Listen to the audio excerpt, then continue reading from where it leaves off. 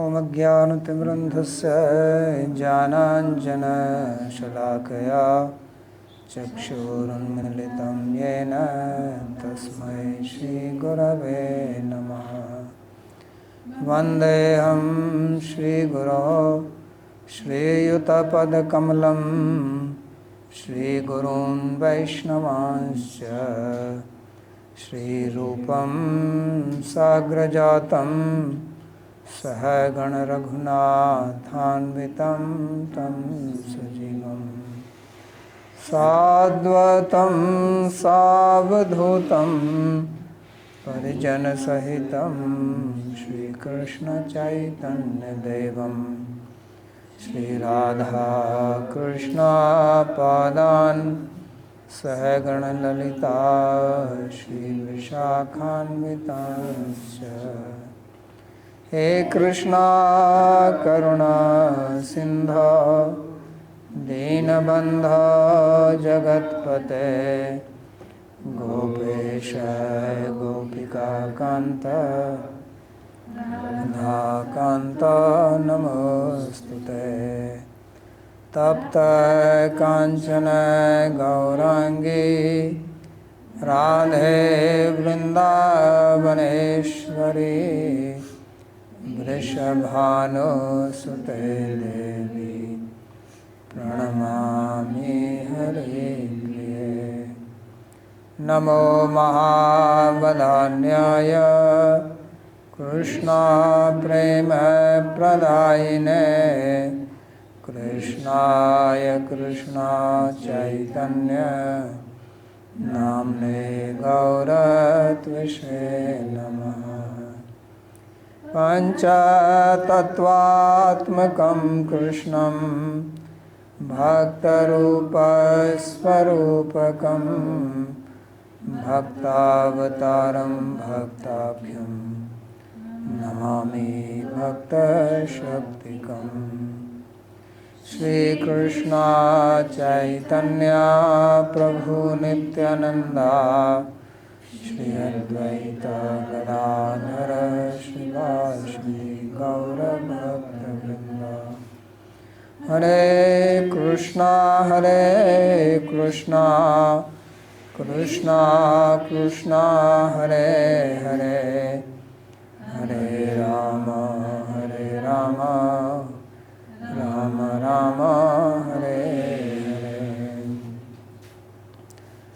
जन्माद्यस्य यतोऽन्वयादितरतश्चार्थसुभिज्ञस्वराट् तेने ब्रह्महृदायादिकवये मुह्यन्ति यत्सूरयः।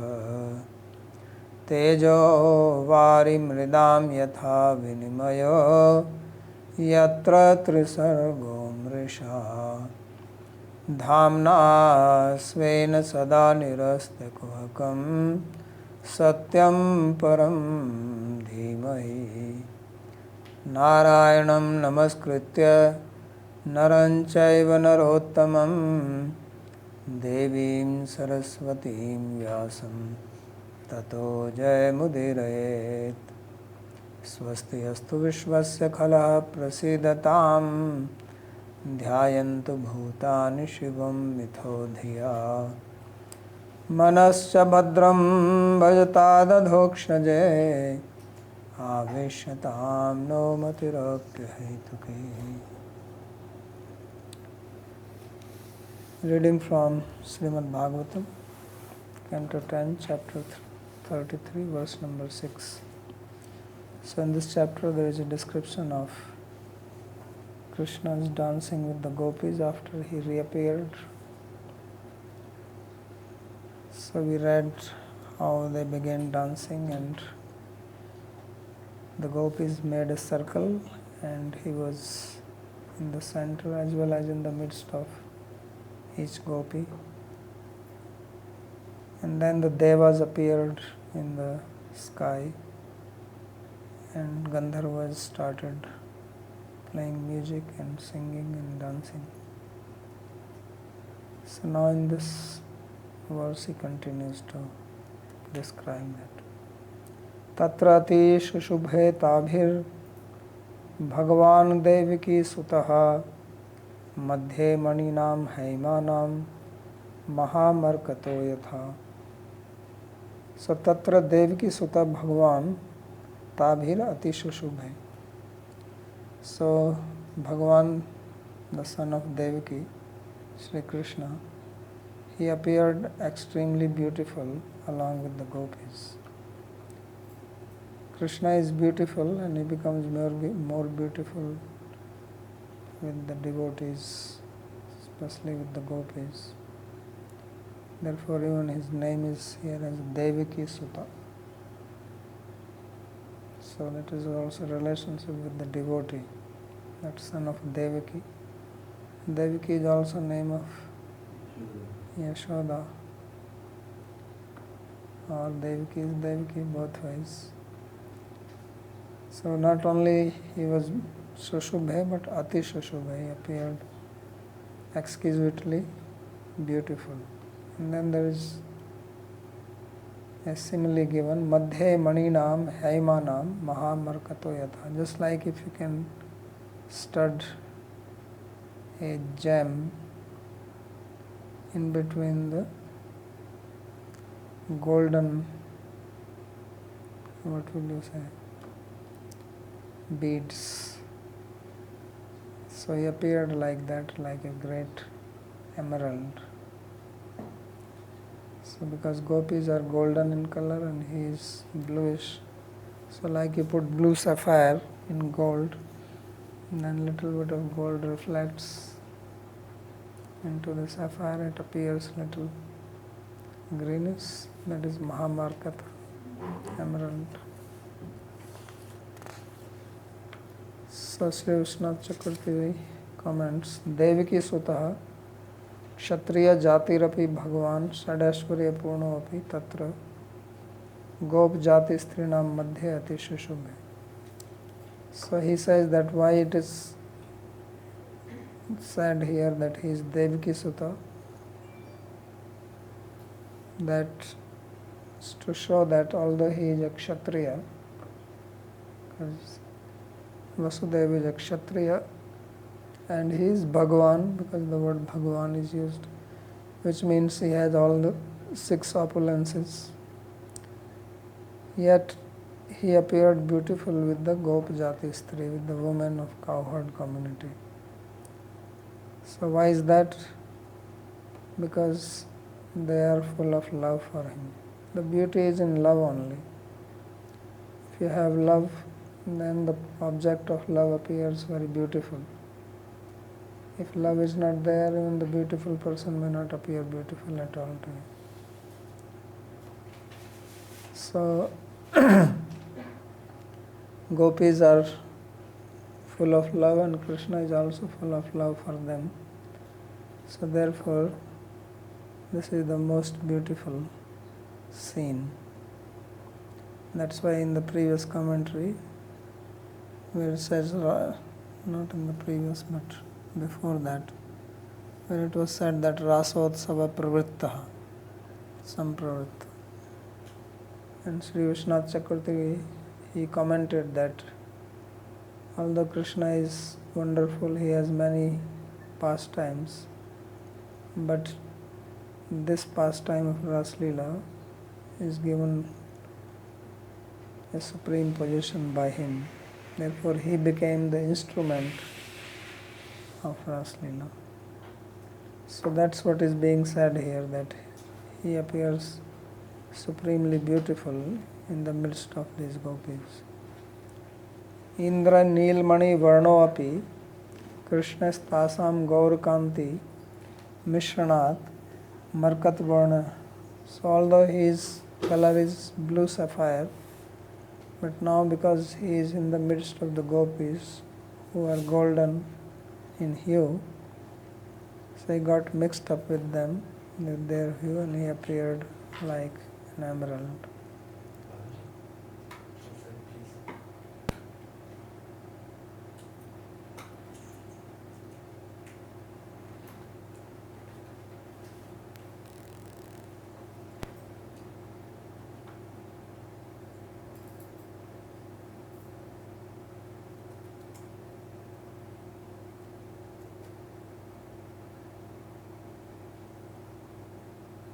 So Sobhava Valakshanam Alakshya Mahat Shabda Prayukta iti eke. So why the word Maha is used here, Mahamarkata? Because whether you have a small emerald or you have a big emerald, the color is still the same.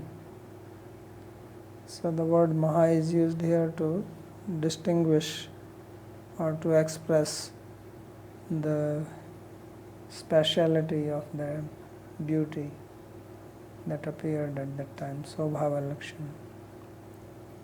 Markat Shabdo Ayam Indra Nilmani Vachi iti apare. So some people say that the word Markata is just another word for Indra Nilmani, means for blue sapphire. And Mahamarkata iti api patha. So the reading is Mahamarkata. And it is Mahamarkata only. So I don't know what else was the reading before.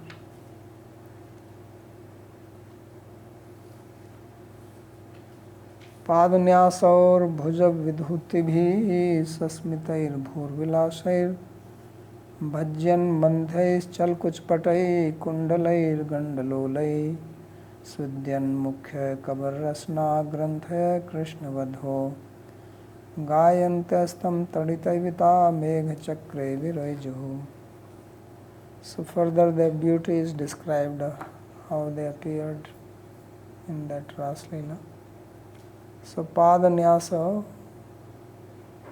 Bhuja Vidhutibhi Sasmitair Bhuvilasai. So the gopis, they are dancing, and while dancing they are also singing, and they are making movements with their hands. Bhuja Vidhutibhi. They are smiling and moving their eyebrows. So just like if you have seen some classical dance, so the movements of the eyes and hands, Indian classical dance, are very important. There are various poses, there are hundreds of descriptions if you read Natya Shastra of Bharat Muni. He describes all these movements of the eyes and hands and feet, and there is a name for everything.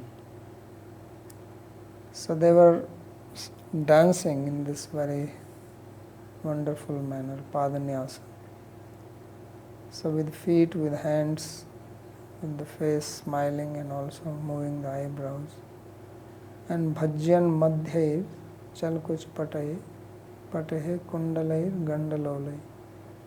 And because they were dancing, they were also circling around, so it appeared as if they are going to break their back, or they are bending the back. Bhajyan can mean both breaking or bending. And their cloths were also moving, Chalkuch Patai. And Kundalair Gandalolai. And their earrings were also dancing on their cheeks. Svidyan Mukhya Kabararasna Granthaya Krishna Vadho. And they were dancing so much, lot of hard work when you dance, that they were sweating. There was perspiration on their faces. And the hair of their head became loose, and also the knot of their dress. So Krishna Vadho Gayantes Tam Taditaivata Megha Chakre Viraju. So these gopis, beloveds of Krishna, they were singing like this. And they appeared as if they are like the lightning in the midst of the cloud. Because Krishna is bluish in color and he was also all around, and they are golden in color. So it's shown to be like lightning. Yatha tabhi sah sushubhe tatha tena tapi sushubhire. So in the previous verse it was explained how he appeared beautiful with them. In this verse it is described how they appeared beautiful with him. So it's a mutual beauty. Padanyasa iriti padanam nyasa Gita rasa tala nusaranya. So they are moving their feet according to the song and according to the beat which was being sung. So punar vyakti krita vichitra nritya gita tai. So very wonderful dancing and singing. This is how they manifested. Bhuja vidhuti bhir anyonya baddhanam api bhujanam vichitrahi kampanai. So earlier it was described, that's a very problematic statement made earlier, which they have to again and again comment. Because earlier it was said before the Rāsa-līlā began that the gopis were holding hands with each other. So now whenever it says that they are moving their hands, they are dancing with their hands, it has to be now accommodated. How is that they are holding hands and they are doing? So some say that they will leave the hands, make the movements and hold the hands again. Or they are doing it while the hands are together and still they are making. Like many times you see that people hold hands in the circle and they move their hands and they circle around. They can leave the hand and go around and again catch the hand. So like that. So bhujanam vichitrahi kampanai. So they are moving their hands in a very wonderful manner. Kincha anyonya abadda bhujtam tyaktva kadachit ati laghavto hastak bhedena karchalnair geet padartha bhinayais. Or sometimes they will leave the hands and make the movements quickly and again hold the hands. So this was how they are doing. So moving the hands and geet padartha bhinayena.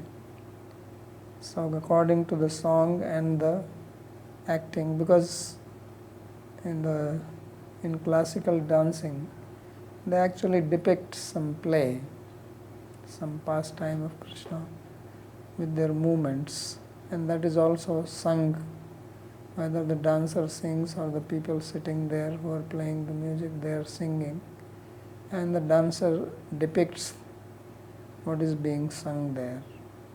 So therefore the movements of the hands etc. is according to the meaning of the song, Geet Padartha, Abhinaya. So this is called Abhinaya or acting. Smita hasitair bhruva vividhair bhedair bhangibi. And this they are doing by smiling and also the movement of their eyebrows, because various moods are depicted in the movement of the eyes.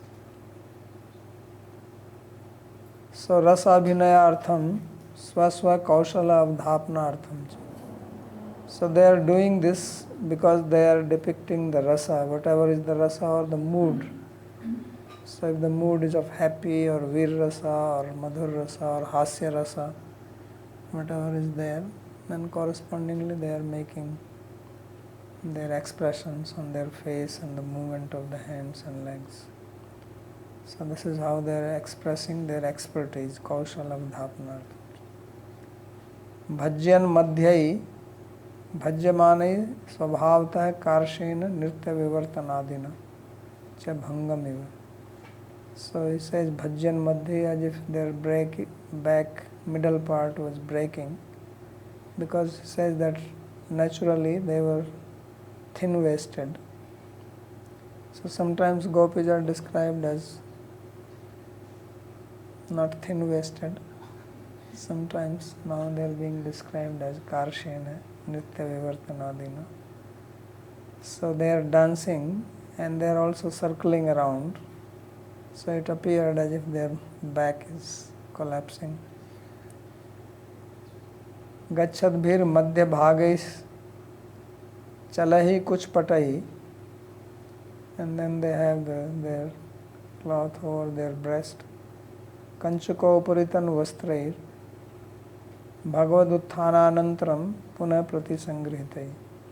So what is this upper cloth? So he says they gave this to Krishna earlier to sit down. So when the Ras began, they all picked it up again.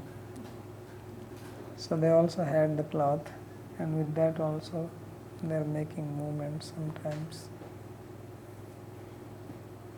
Krishnasya vadva bhogya striya. So this word is a problematic word here. The word used here for gopis is Krishna vadva. So it is plural of the word Krishna vadhu. Vadhu is a word which is used for wife commonly. It's a common word for wife as vadhu. So why are they called here as vadhu? So there are two explanations. Jiva Goswami gives into explanation to say that it actually means they are vadhus. Wife. And he says no, that's not what it means.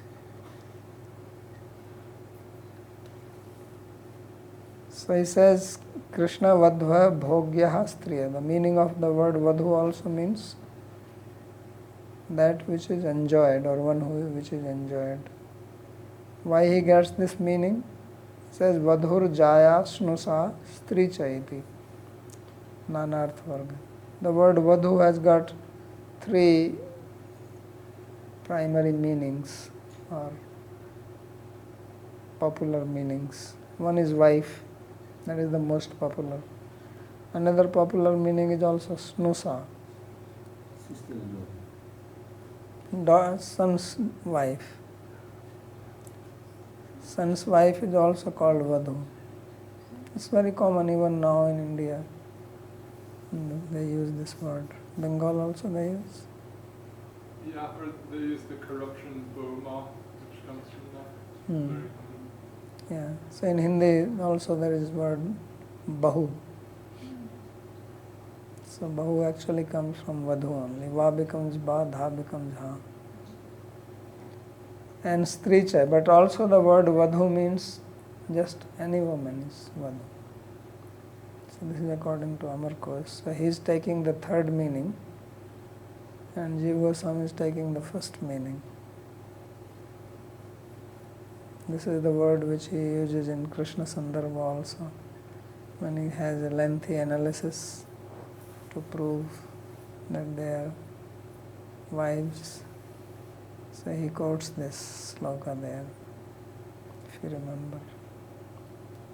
So Babaji, is it the reason because he is in favor of Swakiya and Vishwanath is Parkiya? Is that the primary reason then? Yes. Okay, thank you. Atra vadhu, so therefore he writes, obviously he has to write something because the big boss has written differently. So he cannot just say this and walk away. He has to give some support. So therefore he says, Atra vadhu shabdasya bharya vachkatve vyakhyayamane prakritim agana kil yasya gopa vadva iti bhishmoktya viruddhyet. So he says that if you take the meaning of the word vadhu here as bharya, wife, then it militates against the statement of Bhishma in his prayers to Krishna in the first canto, wherever comes around 9th, 10th chapter, I think. So he says, Prakriti magana kil yasya gopa vadva. There he says that the wives of the gopas attained the mood of Krishna.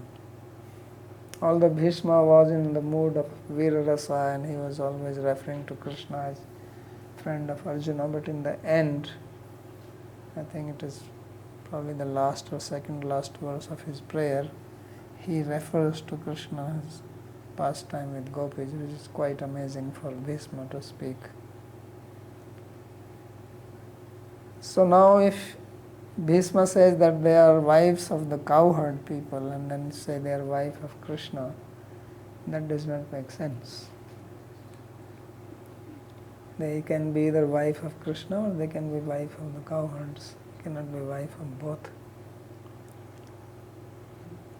So that's what it says, that it goes against it. Therefore one should think of this word vadhu here only as women. Simple. So therefore he says that there it should not be explained to mean as wives of Krishna. Na tatha vyakhayam. So he does not agree with him. And he goes further. He says, Krishnasya Syamal Sundarasya Tadek Ashlishta Gaurangya Tadek Ashretaya Tadek Bhogyataya Cha Vadva Iva Vadva iti Prakrit Vaishnava Toshni. So he also gives reference to Sanatana Goswami's Vaishnava Toshni, who also does not say that they are wives. So he has got support also. So he says that there Krishna, who is Syamala Sundara, who is blackish and beautiful, Tadek Ashlishta, and they are embraced by him, Gaurangya, they are golden in color, Tadek Ashreta, they are taking his shelter, therefore Tadek Bhogyataya, and therefore they are one which are enjoyed by him. And because they are enjoyed by him, therefore the word Vadhu has been used in the sense like Vadhu. Just like husband enjoys the wife, like that he is with them. So in that sense, the word has been used, not that they are actually wives of him. So he says this is in Vaishnava Toshni. I didn't check what Vaishnava Toshni says. But Jiva Goswami, he says that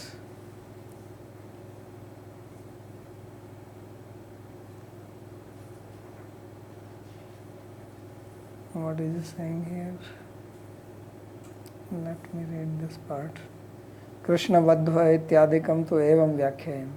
He says the word Krishna Vadhu, it should be explained like this. Tam Krishnam gayante ta drishtantayitavya vasat Krishnasya tattat prakasa chakre vireju. That they were singing about Krishna and ta drishtantavya vasat. Drishtantayitavya vasat Krishnasya tat prakasa chakre vireju. That they shone in the prakasha of Krishna, because Krishna also had the chakra. Kutra kaiva megha chakra, because there is a drishtanta, this example, that like lightning in the midst of the cloud. Nanu madhye maninam ityadi prokta drishtanto ghatate adampatyena tattadagantuka sambandhat natvaya ayam svabhavik sambandha bhavat tadetat ashankya anandavachitrena rahasyameva vinakti. So now he himself says this, that he says that it was said madhye maninam, that earlier sloka said that he was in the midst of the golden gems. So that is the example there. So now suddenly, how is that tattadagantuk sambandhat natvayam swabhavik sambandha abhavat. So he says adampatyena tattadagantuka sambandhat, that they are not married and this is just a temporary statement. So he says natvayam swabhavika sambandha bhavat. Says it is not because they do not have a natural relationship. Etad ashankya, thinking like this, that somebody can raise this objection. He says, actually Sukadeva Goswami, while describing, and he himself is in that ananda, ashankya, ananda vachitrena rahasyameva, he is revealing the secret. So he takes it in that sense. Krishna vadva iti tadvadatrapi swabhavikad eva sambandhat dampatyam eva iti bhava. So he says it is Dampati means husband-wife relationship. So that's how he is explaining it. But Vishwanath Chakravarti does not. So my guess is, because I was thinking why Jiva Goswami is doing it like this, because Rupa Goswami does not write like that. Even in Ujjwal Nilmani he says very clearly, Atraiva Parama Utkarsha. What is it? Rasasya Sthapita. That in Parkiya only, Atraiva. Before that he has described Parkiya, that here only the supreme rasa has been established. So my guess is, I may be wrong, but I was thinking today that why is this discrepancy coming? That obviously Chaitanya Mahaprabhu wanted to establish Parkiya, Bhav of the Gopis, and Rupa Goswami and Sanatana Goswami have to do that. But when they did it, there was a lot of objection. So then Jiva Goswami did the damage control. Devil's advocate. Not devil's advocate. He has to control that situation. No devil's advocate. So he has to write like that. By the time Vishwanath Chakravarti Thakur came, things were more acceptable. So now he reverts it back. So that's why wherever such thing comes, he writes very openly. And Jiva Goswami always, Gopal Champu, he does the same thing. Krishna Sandarbha we already saw. So I think that's how it happened. Otherwise, why Sri Vishwanath Chakravarti write against him?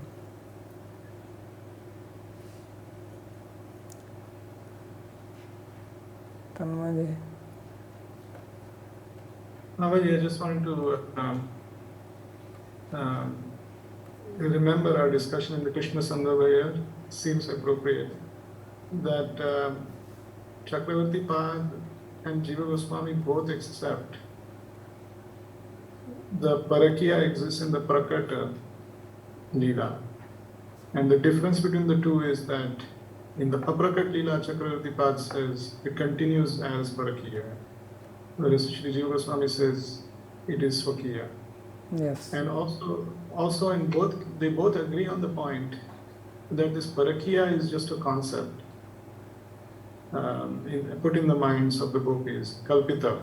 And they both accept the point that there is another set of gopis that is created, which is the Kalpita, Yogamaya Kalpita gopis, which are the same form exactly as these gopis. And those are the ones that actually get married, and those are the ones that the Gopas think are with them, which is why Nasyan Khalu Krishnaya. That's why they didn't become upset at Krishna. Why are our wives going with him to the forest? So it seems that the controversy is it's not really a controversy so much, because Jiva Goswami does accept that it's a Parakya in the Prakash. He even explains that. No, he accepts that, but he says that ultimately it is Swakya, what he calls that Param Sviya or Param Swakya. That is what he's trying to say. So that way he pacifies, because it is difficult to prove that they were married to Krishna here. That's very difficult to prove, at least from Bhāgavatam. You cannot prove it at all. But then why is he dancing with gopis if they are not married to him? That was the objection of people who come from religious background. So he's trying to soothen it out, that they are actually his wives only, and this Parkiya is only Kalpita. So from his point of view, Parkiya is Kalpita, but real thing is Swakya. And Vishwanath Chakravarti says that no, the real thing is Parkiya only. As far as your point of that second set of gopis got married and all, that is just to protect these gopis, that they did not have relationship with the husbands. But they are not married to Krishna. That's the point behind that. That is a separate point basically. Also, Yes. I guess I had a question about another part of the class, but I'll let other people talk and maybe revisit at the end. At the very end here, he says Prakrita Vaishnava Toshini. I was just wondering, sometimes that word can be used just in a time sense of the original or the earlier version, but sometimes also Prakrita carries the sense of what is genuine or the real one. So I was just curious what you think his intention is in choosing to refer to Sanatana Goswami's Vaishnava Toshini as Prakrita. No, I think he means Vaishnava Toshini on this sloka. Prakrita. That's what I thought. I thought he was saying that to distinguish because there's two Vaishnava Toshinis, right? There's the Sanatana Goswami version and then the Jiva Goswami version. Yeah, but Jiva Goswami is called Laghu Vaishnava Toshini. And the name is actually Laghu because it's basically his summarizes, of course he also says some things, but the name is Vaishnava Toshini and then it became known as Brihad Vaishnava Toshini and Laghu Vaishnava Toshini. Just like there is Bhāgavatam Right. originally, when Sanatana Goswami wrote, the name was only Brihad, it was not called Brihad Bhāgavatam. It was only called Bhāgavatamritam. Then Rupa Goswami wrote, so that became Laghu Bhāgavatamritam and that earlier one became Bhāgavatamritam, because what Rupa Goswami has done is basically he is giving the tattva of the whole story. He summarizes the philosophical or what you call theology behind it. So Jiva Goswami did something similar with Vaishnava Toshini. So he is referring to the original, or Prakrit could mean the original or it could mean on this sloka, because Prakrit is also used in the sense of the context which is going on now. I see. Like you very clearly say, Prakritam Anusarama. It's very commonly used. Like you are commenting something, then you make some point which is little off from the thing, but it is because of the context. And then you say, let's go back to the original topic. So like how they use mool also. Like they also use the word mool the same way, right? No, most common word is used Prakritam. Prakritam Anusarama. I see. Very commonly used, Prakritam. So I thought that's what he means here. Okay. I was just wondering if he was in any way kind of sort of slantedly taking a shot at, because he's disagreeing with Jiva Goswami, right? No, that he will not do. Okay. He will not go to that extent.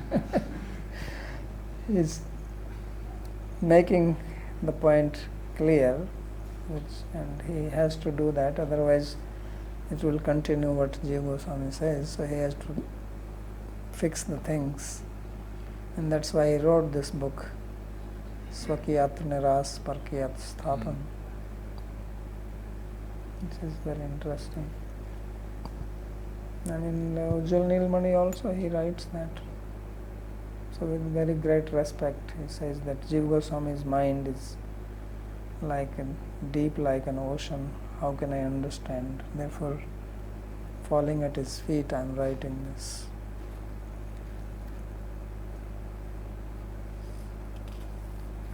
Malati. Two questions. How did Sanatana Goswami use the term Dampati here in this context? If he didn't mean it in the sense of directly as Jiva Goswami uses it? Just like Vishwanath Chakravarti's reading. I don't know, I have not read. I can check what he says. Just like he is doing, he says Vadhu means also just a woman. Yeah, okay. Okay. And then I have a question on verse 6. The beginning of her lecture was cut off, so I don't know if you spoke about it. But I was wondering why Shivadeva Goswami uses the term Devaki Sutta for Krishna, because here in Vrindavan, Krishna is more known as Yashoda Nandana or Nanda Nandana. So why Devaki? Why suddenly bring this Well, Mathura? one thing is that he is not speaking to Rajvasis. Krishna is Devaki Sutta. According to his story, he himself has described that he was born to Devaki and then came here. So there is nothing wrong for him to say it if you see from his point of view. So why should he not say that? And Usually he has a reason why he uses a specific term. moreover, he is speaking to Parikshit. So Parikshit is a Kshatriya, and Parikshit is related to Devaki and not to Yashoda, because his grandmother was sister of Vasudeva, Kunti Devi. So he is happy to hear that Krishna is Devaki Sutta. Okay. Thank you. And then Vishwanath Chakravarti has explained another way that although he is Kshatriya, but he is appearing beautiful with the cowherd ladies, and that's his take.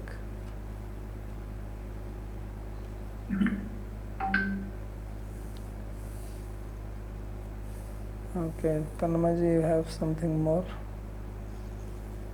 Oh, yeah, I just want to make sure the picture is clear in my mind of this Rāsa-līlā, based on yesterday's lecture and today's lecture. So Krishna is in the center, Radharani is with him. There are 3 billion gopis who are holding each other's hands in a circle around him. And he's moving faster than the speed of light. Like electrons. You've seen electrons moving? Right. So they're moving like electrons. Okay.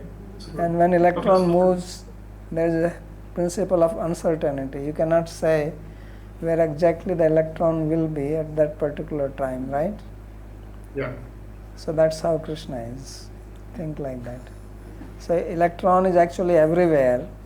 It's just the probability that where it can be with this much probability. Otherwise, the way electron moves from one point to another, even if you take the speed of the electron, it is impossible that it can be there. So that's why they have to bring the probability theory. So if even a dead electron can do it, but to speak of Krishna, who is complete life. And so the gopis are holding each other's hands. Yes. And Krishna can be in between them, one Krishna per gopi or one Krishna per 2 gopis, and they're dancing, but they never hold Krishna's hand. They're holding each other's hand throughout this whole dance, it seems like, so far than what I've seen. Yeah, So I was yeah. in between they must be leaving their hands and holding him also. That's what it says, Ati Laghavena. Mm-hmm. Yeah, Ati Laghavena, okay. And now a question related to the way it's depicted in Gujarat, where there's this Garba dance, which is supposed to be a depiction of Rasa, and they have these sticks and they go like that, but it seems like that's not described here at least.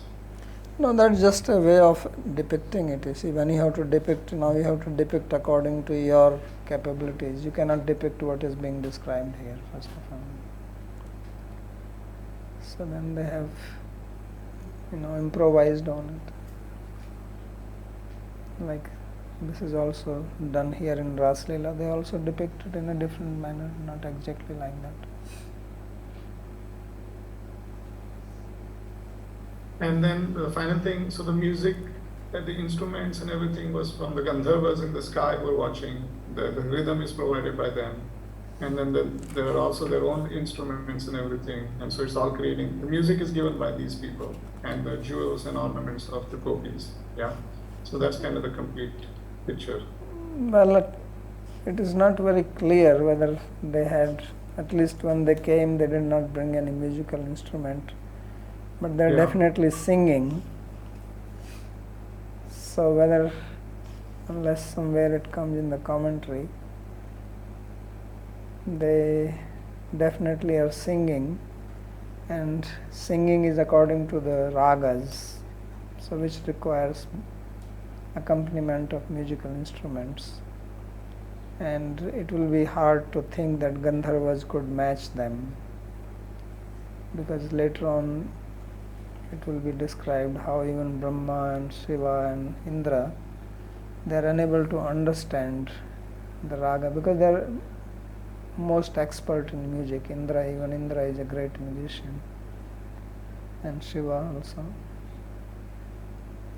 So it is not very clear whether they played some instruments. Maybe in some other Purana it is described like that. But definitely they are singing, dancing and acting accordingly. And it's fair to think that the gopis are kind of like in concentric circles, so is that just one big circle? It seems like one big circle. Okay. Thank you, Raj. Because Krishna is in the center, so everybody has to see him also. Purushottam Prabhu. Yeah, just a little comment. Ramananda Sagar has explained these pastimes very nicely, and one can see that from episode 29 or 30, he shows this Krishna Ras dance very wonderfully. So you may get little idea what the Ras dance is and how it's been done. Okay, maybe we can send the link. Okay, I'll find it and share it the link. Okay. So verse number 8. Uchchair jagur nrityamana raktakantyorati priyaha Krishna bhimarshamudita yadgite naidam avritam. So yadgite naidam avritam. So the whole universe was pervaded by their song, their singing. And they sang very loudly. In the olden days, people used to sing very loudly. I don't think any one of you may have witnessed it, but in the olden times when there was no mic or anything like that, there used to be like plays on the stage, especially some festivals, like you have Kumbh Mela, so this type of festivals where few thousand people will be sitting and there is a stage, and these people actually talk very loud and people can hear and sing. It's quite amazing how far you can hear them. That's why you have the word krosha. The word krosha, which is about like 2 miles of distance, krosha actually means a cry. So the word comes that a person would, when they have to send message from one village to another village, like king wants to send a message, how did he send? Did he send to every village? No, he will give message to one village, then there were people fixed in the village who will make announcement.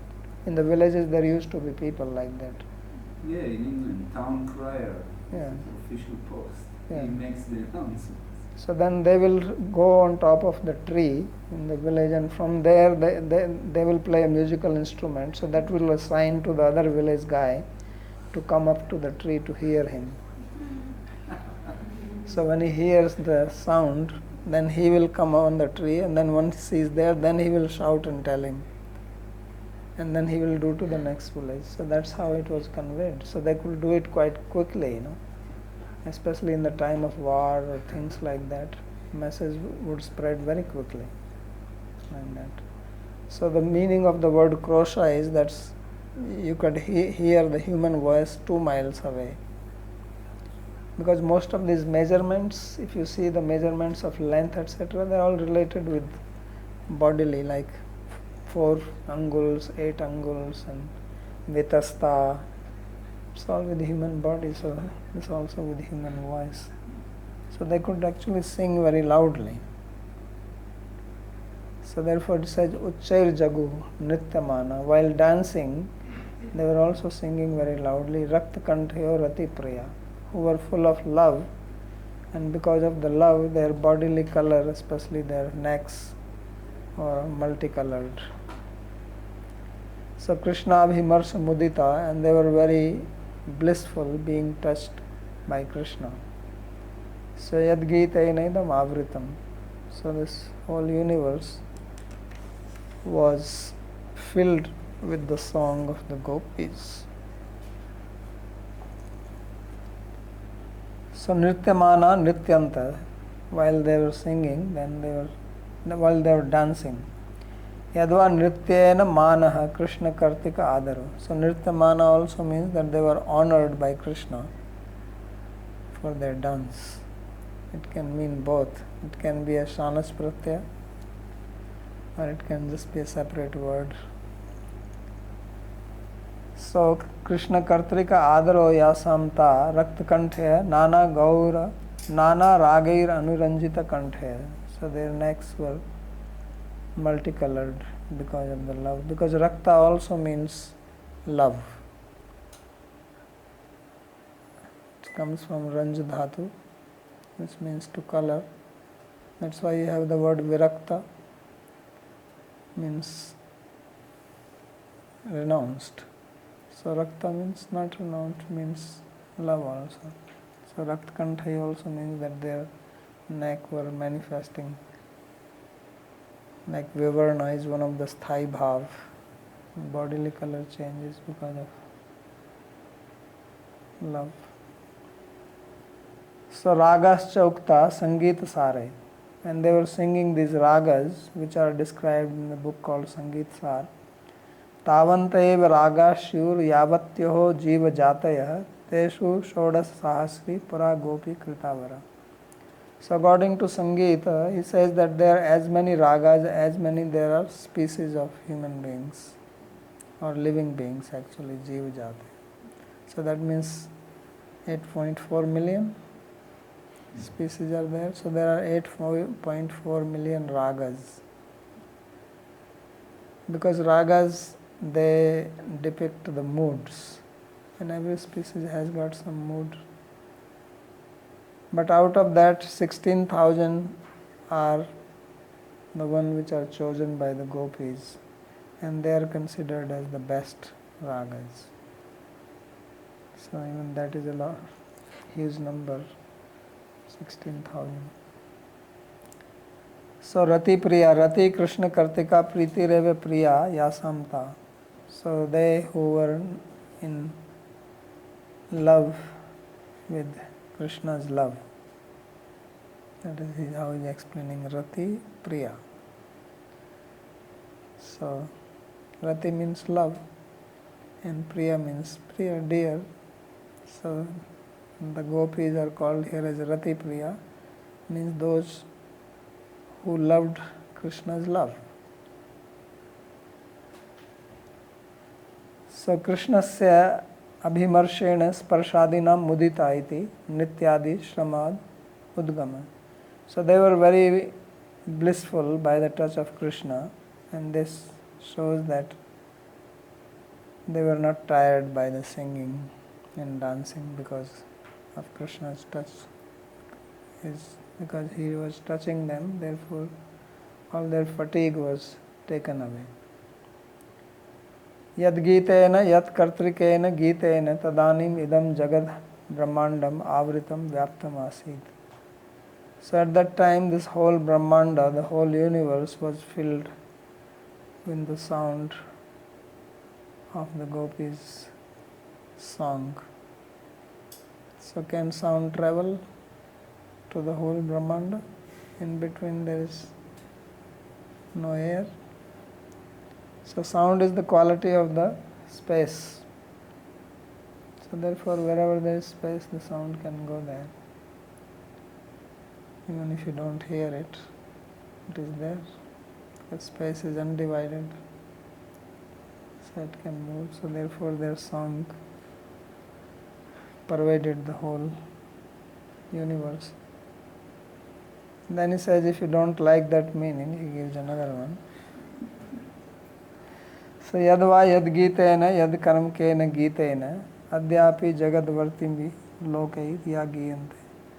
So it means that jagad vyaptam, that the world is filled with their song, means that the song which they sang, then even now that song is sung.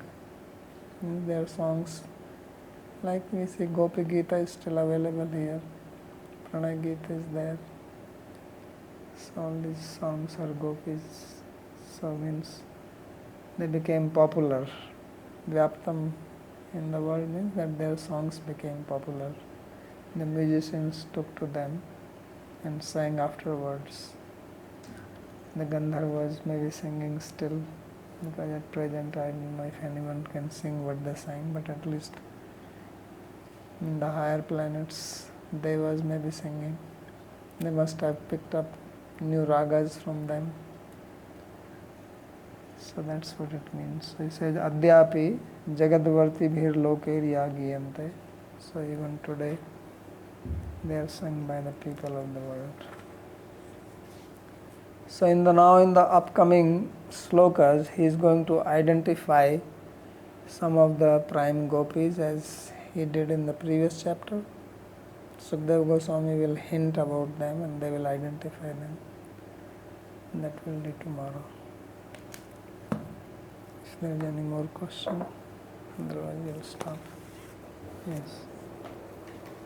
Yes, Babaji, related to the different posture of Jiva Goswami and Vishwanath Chakravarti, as well as Rupa Goswami and Sanatana Goswami in that sense, I would like to understand what we as readers and as devotees, what is not what is our posture, but in such cases when such clear statements are clearly different and both are structuring the whole verse and the whole understanding for the other side, what we can use for settle the right understanding and to keep attached to the... So you're talking about this specific thing, or you have something else in mind? No, I am talking about this specific thing just because the word... About this specific thing, I already said that it was originally established as Parkiya, but there was some problem. Even Jiva Goswami's own disciples were having trouble accepting Parkiya, therefore he has to speak like that. Mm-hmm. And then Vishwanath Chakravarti has to come and set it right. So what is the difficulty now? Because in the word when say like vadu, this like wife is in that sense for me it represents the whole understanding of like wife, which means all the time. But he also gave other meaning. The word vadhu also simply means a woman. Mm-hmm. Remember he quoted Amarkosh, which is a standard dictionary. Mm-hmm. He said the word vadhu has three meanings. Mm-hmm. Wife, son's wife, and a woman. So he's taking the word woman and there's no problem. Okay, and in that sense, this part of the Krishna Sandarbha that we were studying when there is explaining this in Aprakad and Prakad, what is the posture then of Vishwanath Chakravarti about this particular topic of the Sandarbha? It is same, I already said, that he established Parkiya, he wrote a book. That relationship is Parkiya. The same what he is writing here, it's not going to have two different ideas. So even if Chaitanya Mahaprabhu wanted to establish Parakiya itself, Jiva Goswami only do this structure for reconcile the people who are not able to take the whole thing. No, but he gave a hint. He wrote the Svacha Likhitam Kinchid Atra Parechaya. He says some I am writing by my own will and some because of the others' will. So he has given a hint. Those who are intelligent, they can take it. And then he says which one is your will and which is their will. He gives the sutra for that also. So he says, Yat purva par sambandham tadaparam param aparam. So that which makes sense with the earlier and later part, that is my view, and the other is others' view. So Swakiya does not make sense. Where is Swakiya now if you read Bhāgavatam? And then Jiva Goswami later on himself, there are many statements which don't match. Because whatever is your mood here, that's the mood you are going to have. If your mood here is Parkiya, how is it going to become Swakiya suddenly there? Is it possible?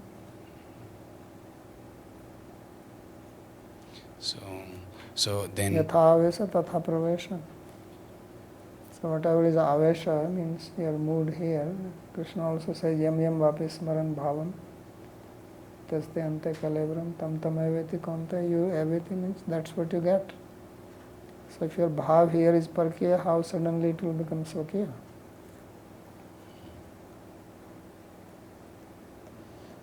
Okay, so the last is about this topic is so then because Bhagavatam don't mention this anywhere and we cannot trace that there. This is the the big clue for understand that what Jiva Goswami is trying to establish is not Swakiya itself in the end, but is trying to reconcile certain. Yeah, there are also it is also documented. There was a book on this by Radha Krishna Das Goswami, who was a disciple, grand disciple of Haridas Goswami. Haridas Goswami was the first pujari of Radha Govindji temple. After Rupa Goswami gave it to him, and he's disciple of Haridas Goswami, actually, not grand disciple. So he has written a book called Das Sloki, in that he mentions this, that this is not Jiva Goswami's view. So it's a historical record also. Thank you, Babaji. Okay.